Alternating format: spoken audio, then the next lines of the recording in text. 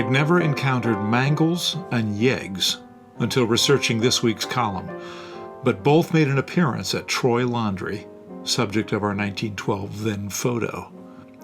The mangle was a commercial version of my grandmother's hand-cranked wringer, mounted in her Renton basement atop an antique washing machine just below shelves of mason jars filled with applesauce and preserves. The wooden rollers, cracked and worn from decades of use, appeared in at least one child's nightmares as instruments of torture. At commercial laundries across the country, skilled mangle operators, mostly young women, were in demand. In 1912, they worked 48 hours a week for $9 pay, about $250 today. In the first 3 decades of the 20th century, commercial laundries boomed. One of many, the Troy Laundry on the northeast corner of Nob Hill and Republican, now within the footprint of Seattle Center's Memorial Stadium bleachers, eased the drudgery of washing, drying, and ironing clothes for Seattle families. In her book, Never Done, A History of American Housework, historian Susan Strasser writes that doing laundry was women's most hated task, which they would jettison whenever they had any discretionary money at all.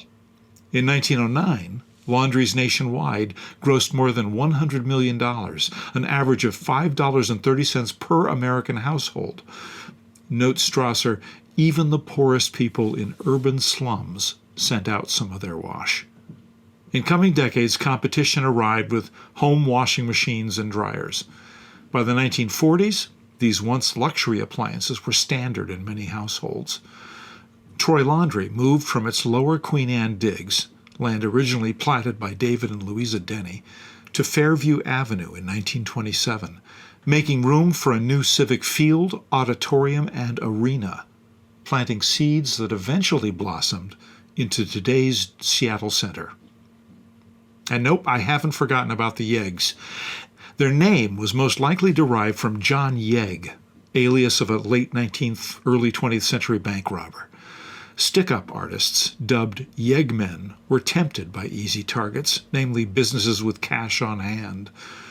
On October 9th, 1926, as reported in the Seattle Times, one nefarious crew attempted to crack the Troy Laundry safe with nitroglycerin. Interrupted by a night watchman, the thoughtless Yeggs aborted the effort, leaving an unstable soup behind. After consulting with experts from the Diebold Safe and Lock Company, DuPont Chemicals, and the University of Washington Chemistry Department, police successfully diffused the threat.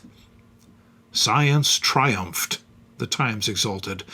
Soon they had the safe open, and the laundry girls, breathing sighs of relief, went to work with increased vigor.